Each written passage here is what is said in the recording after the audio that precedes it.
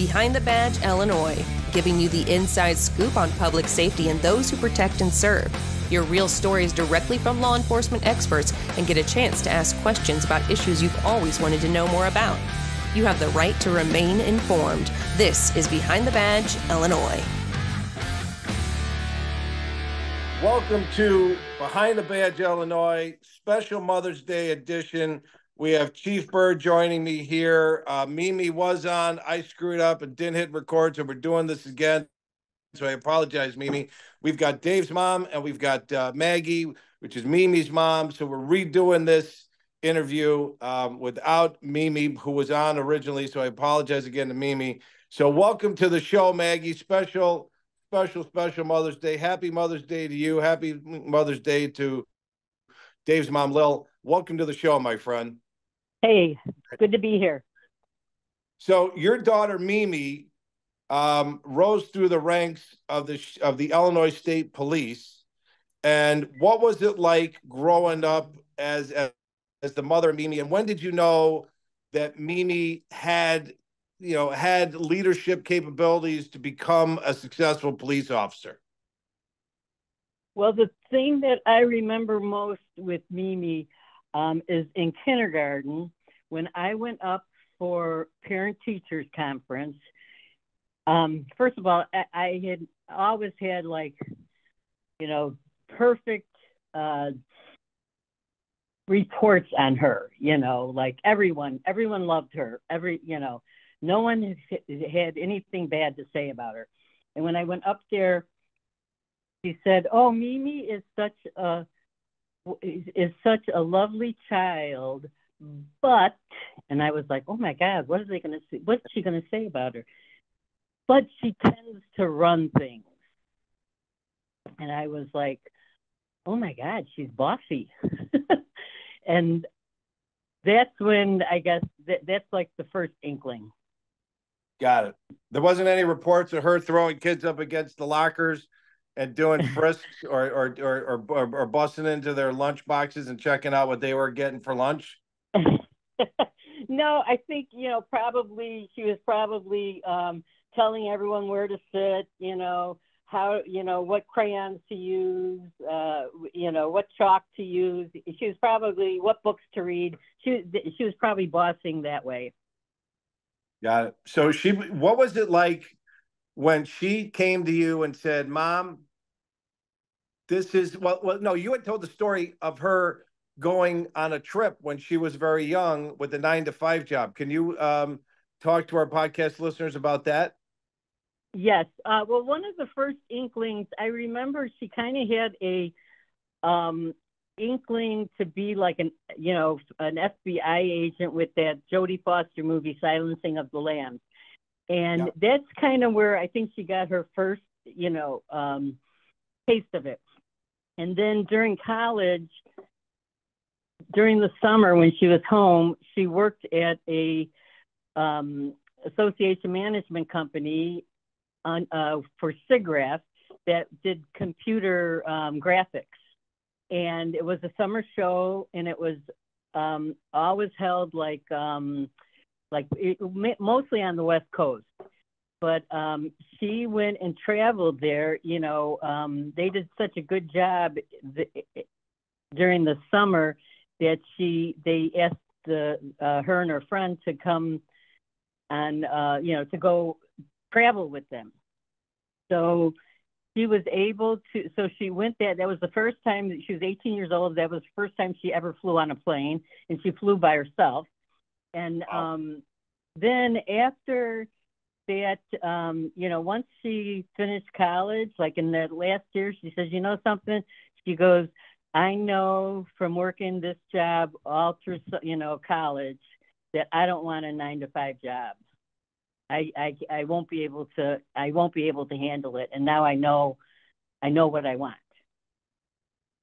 Got it. So what was your thought when she came to you, like in college or out of college, and she said, "Mom, I'm applying for the Illinois State Police"? What went through your mind? And did you ever have anybody in the family that was in law enforcement, Maggie? My grandfather was a Chicago policemen, and like he, you know, they came from Ireland, and and he lived on the South Side, and he was a policeman, but none of his kids, you know, like my mother and her siblings, none of them went into law enforcement.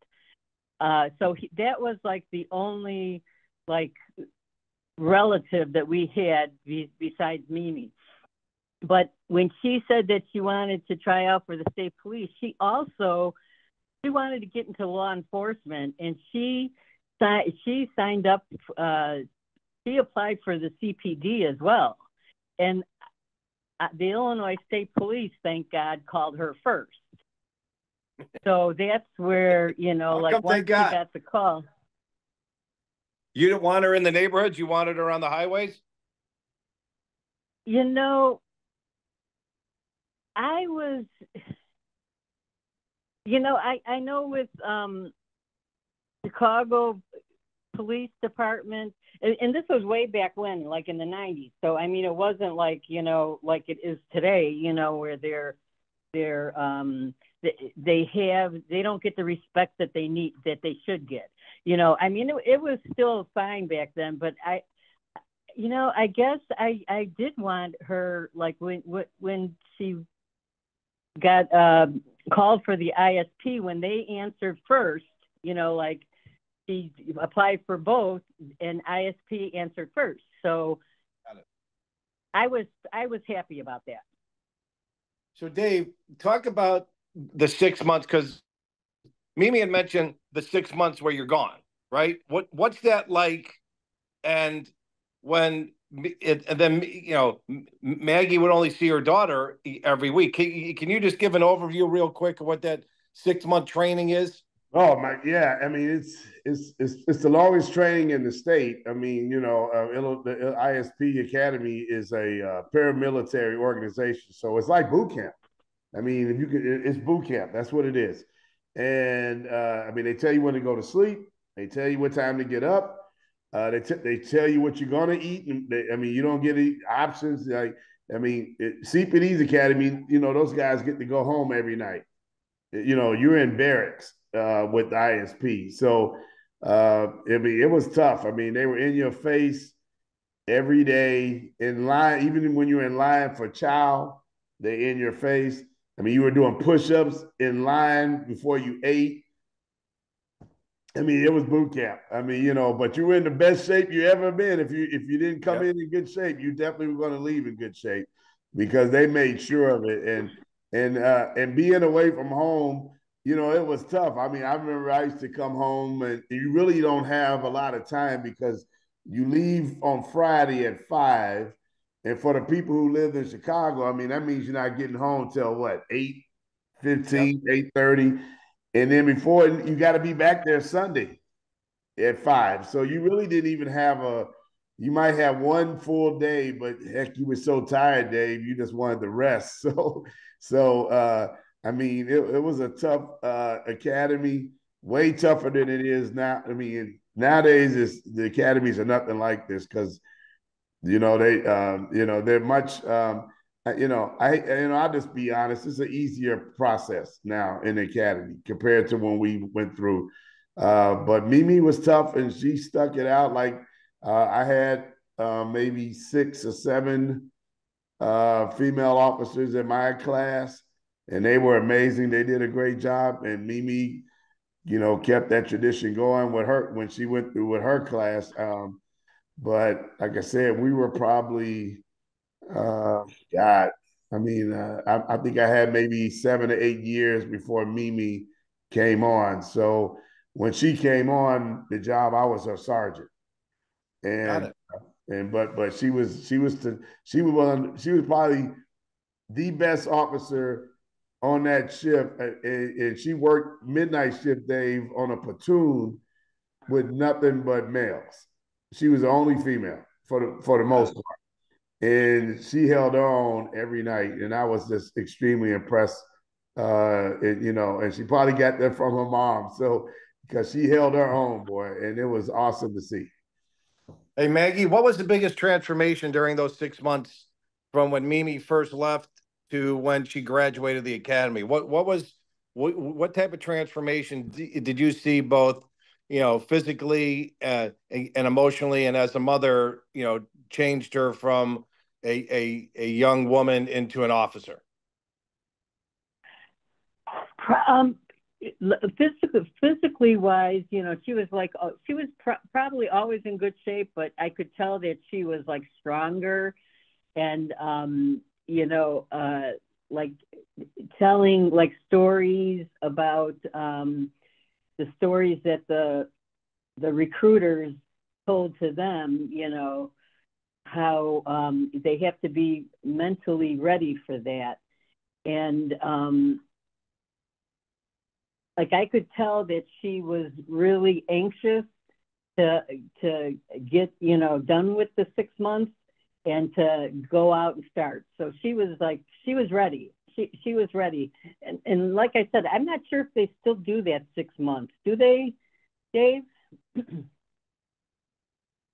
Yeah, it's still the same. The academy time has not changed.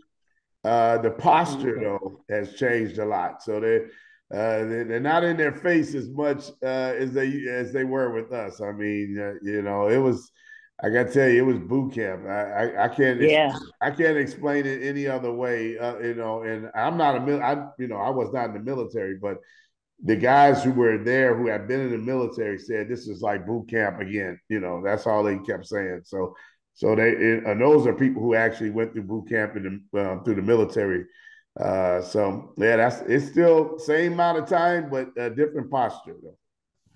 Yeah. So your daughter Mimi, Maggie, patrolled the Dan Ryan, and for those that don't know what the Dan Ryan is, that's, you pick it up at the interchange, basically at Roosevelt, all the way out to, well, it turns into the Bishop Ford, or whatever it is, but it's basically through the heart of the south side of Chicago, right? You've got the old Comiskey Park, you've got the Cell, where the White Sox play, all the way out to until the interchange. You pick up the Skyway and all that stuff. So what was it like knowing that your daughter, who's from the South Side, is going to be monitoring and patrolling the streets and the highways? Well, it's not so much the streets, but the highways on the South Side of Chicago. Well, that was really like the countless nights that I didn't sleep until she got home. I can't even go, tell you about that. But the thing with the Dan Ryan at midnight, if you asked her what was your favorite patrol, she still to this day says midnights on the Dan Ryan. That's where you get everything. You get guns, you get drugs, you get, everything on midnights on the Dan Ryan. And that's what she thrived for that. And I can't tell you like I said, the sleepless nights, and just, when I heard her come in and go to her room, I was like, oh, thank God. Thank you, God. So. Well, I heard, I was looking over the application to be part of this podcast, Maggie, and your daughter put down 5'7", 105 pounds, very soft-spoken, didn't have much of an opinion on too many things, and was a wallflower. And I've learned Who's since that? then that's not can you give a proper description of your daughter? Because I think, Dave, we might have a charge against falsifying government, because we are a government entity. This podcast leaves in our heads. Believe me, falsifying government. It's a felony, Dave, for sure. Yeah, it's not true. Well, I remember Dave said that when he first started working with her, he could barely see her head above the steering wheel. Oh God. So she's very, very small, but her biggest and greatest weapon is her mouth. She has got a loud mouth, and I can imagine that she probably sent a lot of criminals or forced a lot of criminals to cower because of her loud mouth. So she's not 5'7", is what you're saying, Mom? Are you verifying that Correct. was? Correct. And then there, I'm not and then even there, 5'7". I'm taller than her. Right. okay, And, okay, Dave, and her nickname, Dave, we call her Mouse. Mouse. So that explain a lot.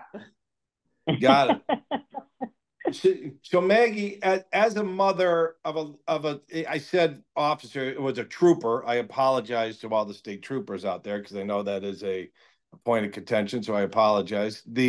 What was it like watching your daughter enjoy the job, not only enjoy the job, but work her way up through the command and eventually taking over Dave's position when Dave left ISP and moved on? What was it like as a mother watching your daughter thrive and work her way up the chain of command? I was so proud of her because I knew that everything that she got, everything she worked for, everything she got, she had worked hard for. And I was so proud of her, especially for staying on the force, staying on the streets. She could have gone to other departments, but chose not to. And I think that's what really helped her and gave her the respect she needed as she was climbing the ladder. Yeah, she did. She replaced me, and it was I would tell you, it was one of the best days of my life.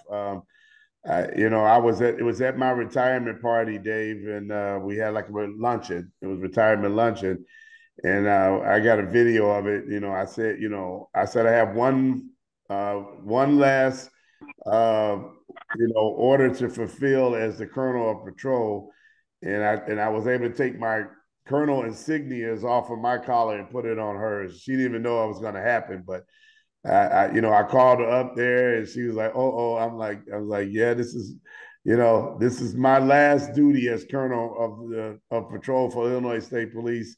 And I was like, "I'm putting my insignias on her." So she actually has my colonel insignias because it meant that much to me that she took my place. That's awesome. That's awesome. So Maggie, in closing here, for other mothers of children, right, especially young girls or college age women that are thinking about getting into law enforcement, what would you tell them, and what would you tell their mothers about supporting their children's chosen career path? Well, I wouldn't talk about how much you worry and your sleepless nights, but I would tell them to, you know your daughter, you know what she is capable of, and support her all the way. Got it. Well, we appreciate you joining the show. We're going to bring on Dave's mom now, Lil. I want to welcome to the show Chief Byrd's mom, Lil. Dave, you want to properly introduce your mom to our podcast listeners, buddy? Yes, of course. It's my beautiful mom, Lil, and she's just she's so amazing. I can't, like I said, she's basically made me everything I am. I learned my work ethic from her. My moral compass is pointed in the right direction because of her. All my values, everything that makes me who I am is because of my mother. I grew up in a single parent home, and my mom has always been my rock. She's just an amazing person. She was the type of person that went to work every day, no matter what, rain, sleet, snow.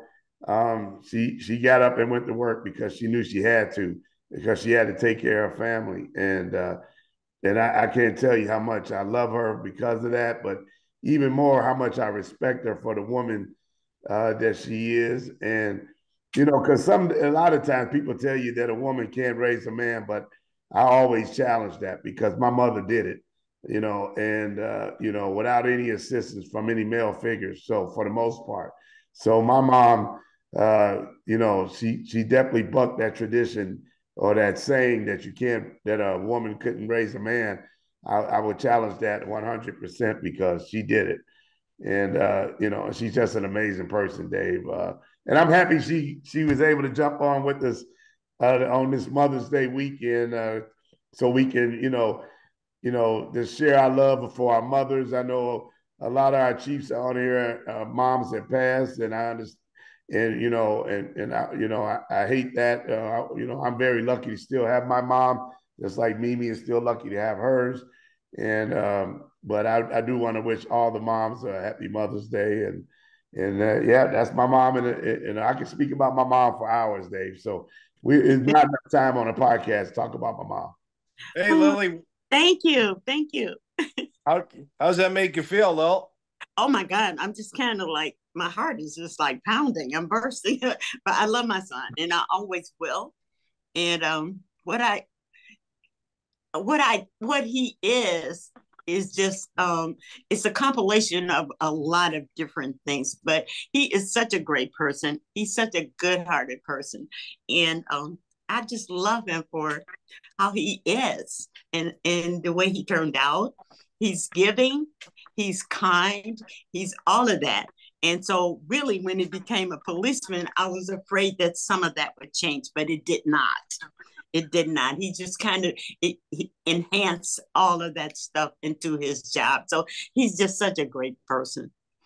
There's a picture in Dave's office of him in a police or a cowboy. I can't figure out what it is because I haven't been up there. But there's a picture of him in a uniform. I think there might be a cowboy hat on. I think there's a lasso and a horse in the background, but he's wearing a star. What can you tell us the origin of that picture and that uniform? He just always wanted to be involved in law enforcement. I don't know where it came from. It may have been a cowboy movie or something. I have no idea, but it was like ingrained in him. And he went to school forever in that same outfit. So again, it just seemed to happen, and he loved it. He loved the little star, and he loved taking charge of everything. So this just, I cannot understand the origin of it, but it just happened, and it became his life force. If he allowed you to take that to the dry cleaners or put it through the washing machine or enable you to throw soap on him and lather him up while he was still wearing it, which of the three best describe how you were able to wash that uniform because he wore it all the time? Because I wrestled him down and took it off of him and washed it. But then I immediately had to take it out the dryer and put it back on him. So it was just a part of his constant uniform. Got it. Well, Dave rose through the ranks in high school. We've heard about his all-state honors, or at least in his head, all-state honors of being a running back at Lindholm High School. He sent me Lindblom. He actually sent me press clippings, honest to God, press clippings of how he steamrolled over the current Chicago police superintendent. And he actually told that story when I had the Chicago police superintendent, who's a pretty big guy. What's the superintendent's last name? Snelling. Larry Snelling. Yeah, Snelling.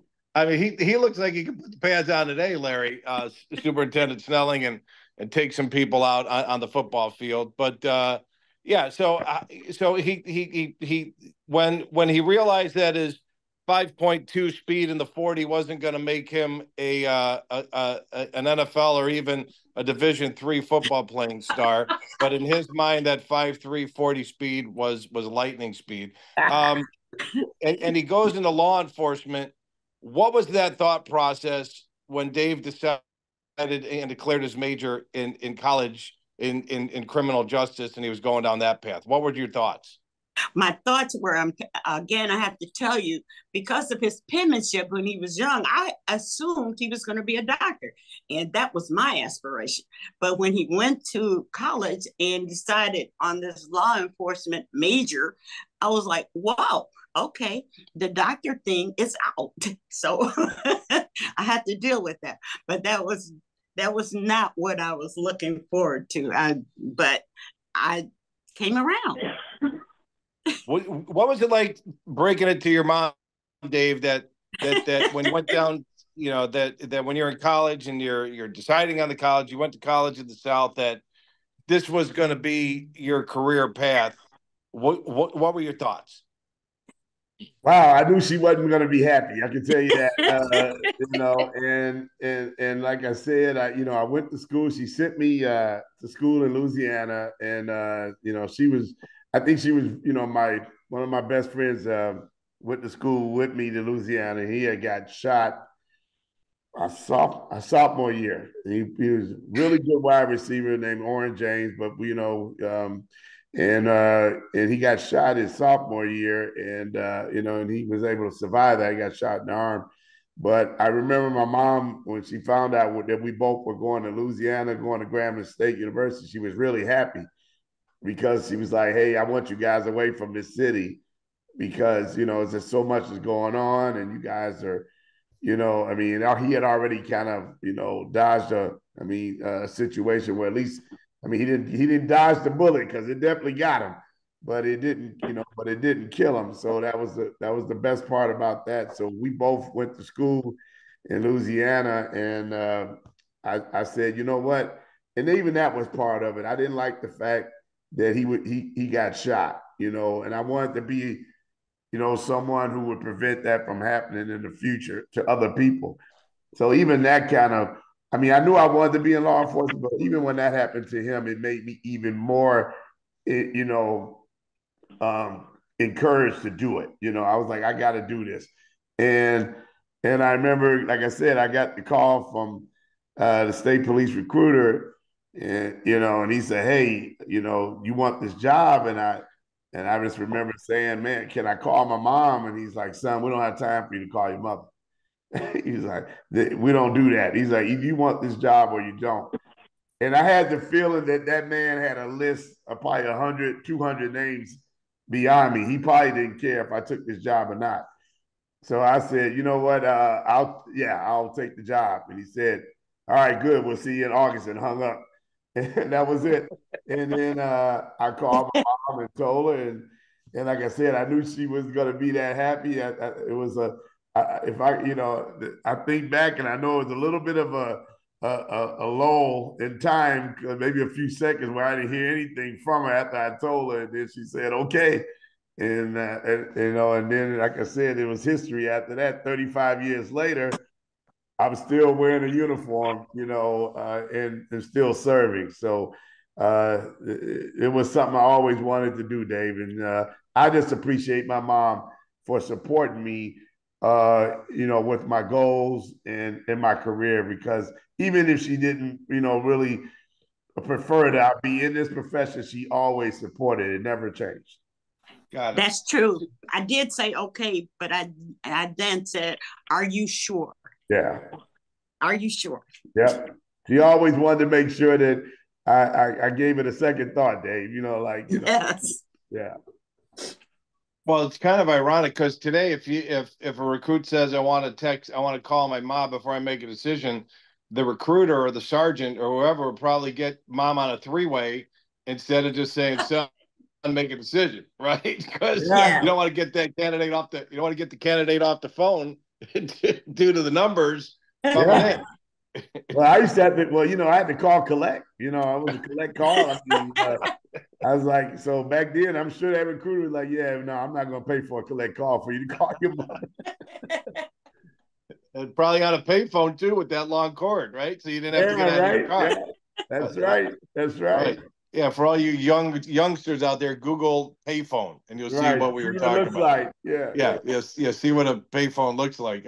I remember making calls from the road, and I always pulled up to the one that had the longest cord so I could make the call in my car with the heat and the air conditioning still on because I didn't want to freeze or boil my butt off. So Lil, your son's out there. He gets into ISP. He's rolling around. Did anything? What was the major concern? And you read the papers. You lived it. You live on the South Side. You know what the good and the bad, right? I mean, yes.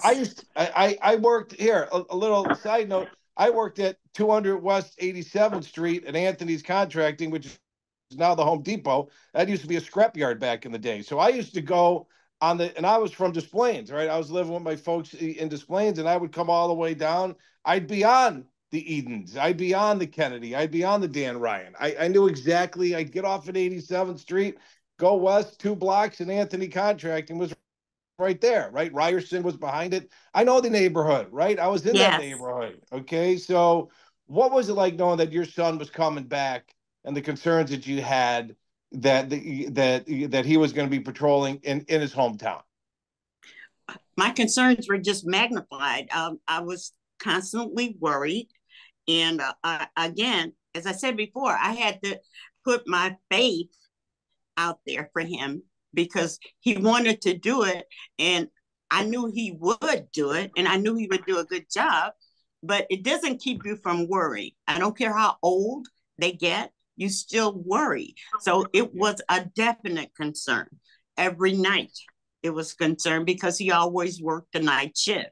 So until he got home in the morning, I couldn't rest.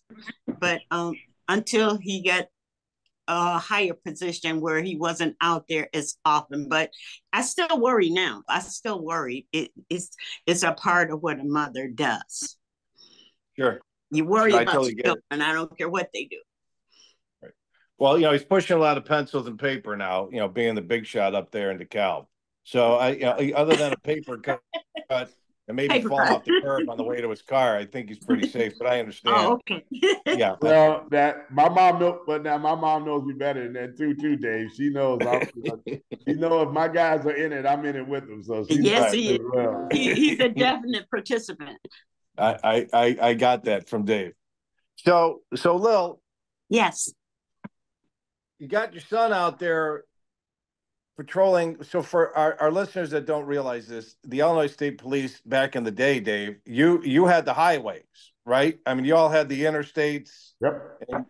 And you did support when any local municipality needed it, right? And the Chicago needed it. About 1980, what was it? 84, 85, the city and the state got into an agreement where because the city of Chicago cops used to patrol the Kennedy and the Dan Ryan, mm-hmm. Yep. Right, and the Eisenhower, and then somewhere in the 80s, I remember. Actually, 86, we took over the Chicago Expressways. Yeah, you guys took over the Chicago Expressways, and that was a game changer for y'all, right? Because typically you wouldn't come into the city. You're a South Side guy, right? And Mimi McGrill, who was on earlier, she's a South Side gal, right? So what was it like knowing that you wouldn't be patrolling south of the city on 55 or up where you're at now on 88 in DeKalb and all the way out to Iowa or all the way down to Kentucky or all the way over to Indiana? What was it like knowing that you'd be able to come home and patrol around where you grew up? Yeah, you know what? That was actually, I started in 89, so it was about 3 years after the fact. And so, I mean, we had kind of got our footprint in there. And I mean, this is all I knew, Dave. I didn't know this was, I mean, I came into it, I cut my teeth exactly the way that it was formed at the time. So I went right into working the Eisenhower. I worked midnights on the west side of Chicago for over 20 years on midnights alone. And then I would go, and I enjoyed it. It was amazing. It was so much. I know my mom hated to hear this because it was so much action going on. It was so much going on the west side of Chicago. Dave, I was in pursuit every night. I was in foot pursuit every night, at the bad guys. And I would tell my mom about it the next day. And she'd be like, oh my God, I don't need to hear any more of these stories about you chasing somebody down a dark alley at 3 a.m. on the west side of Chicago. She just didn't want to hear it anymore. But I loved it though, Dave. And this is why I got on this job, because I wanted to be impactful and make a difference. And I wanted to protect the people who couldn't protect themselves.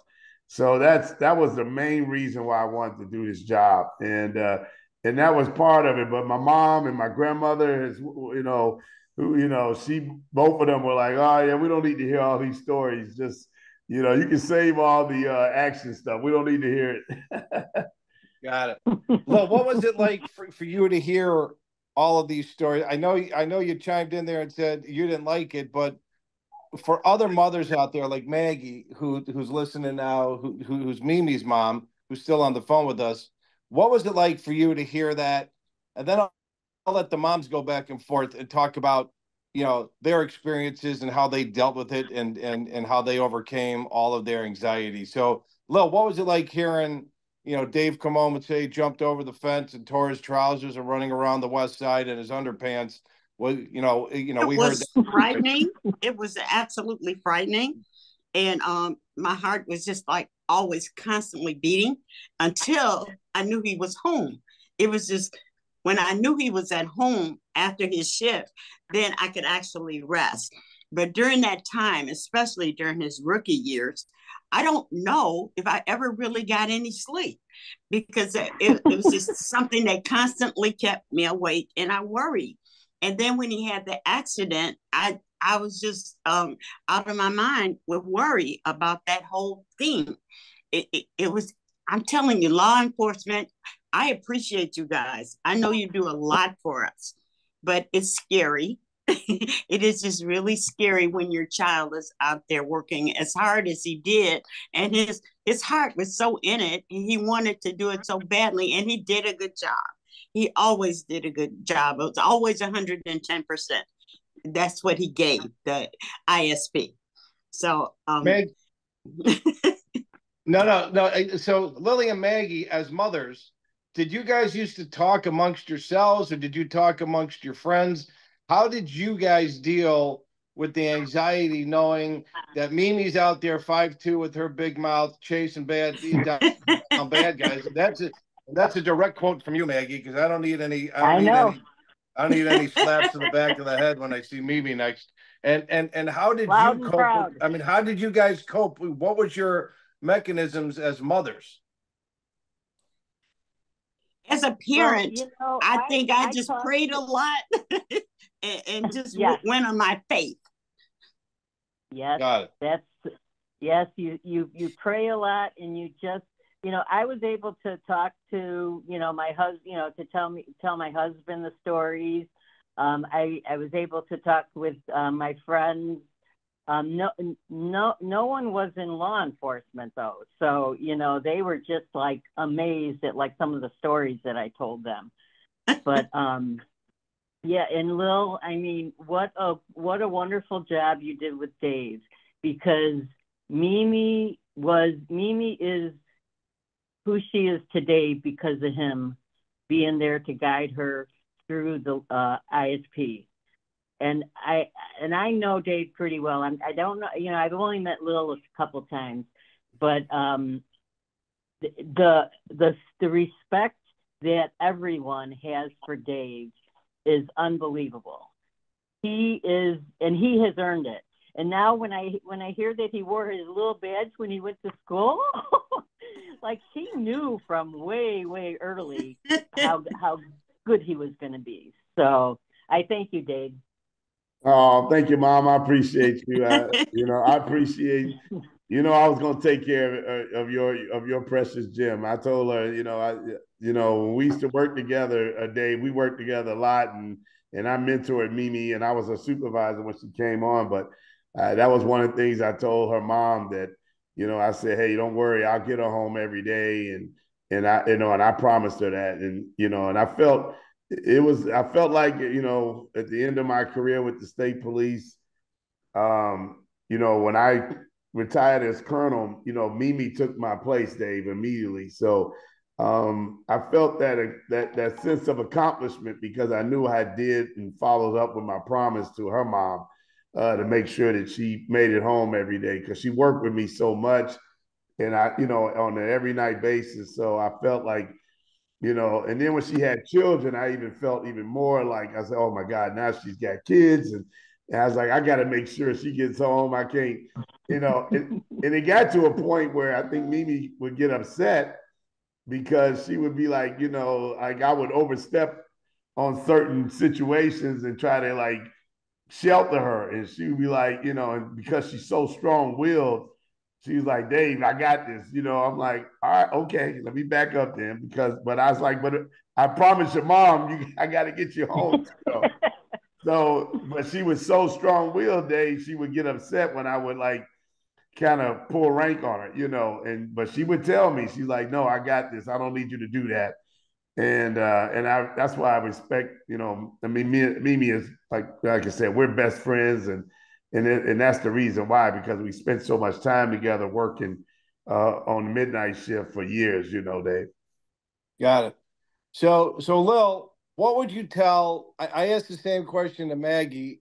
What would you tell mothers of young boys and girls out there thinking about, because you have another son, Dave, you got a brother who's CPD, right? Well, yeah, but it's not that's not through my mother, but Gotcha. But Branch, yeah. He's a bonus. He's a bonus. That's a bonus child. Got it. So what would you tell other, so you worry about him just not as much as you worry about Dave, you know, patrolling the mean streets of DeKalb now. So what, and hang on, I just want to go back for our listeners that don't realize what was going on in the 80s on the South and West Side. That was El Rookin' time, right? Right, Chief Byrd? Wasn't that yeah, Latin Kings and El Rookins? Yeah. It was war zone, but I mean, it's bad now with the gangs, but we had some nasty stuff going on in the 80s with the El Rookins and the Latin Kings, right? Yeah, you're talking about the Kings, the GDs, of course, the Vice Lords on the West Side.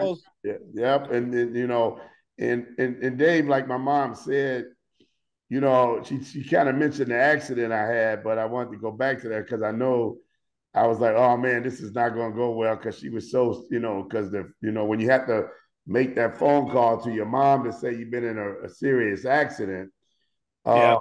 I got hit from the rear by a drunk, and it was a gas leak. I mean, he knocked the mess out of me, Dave.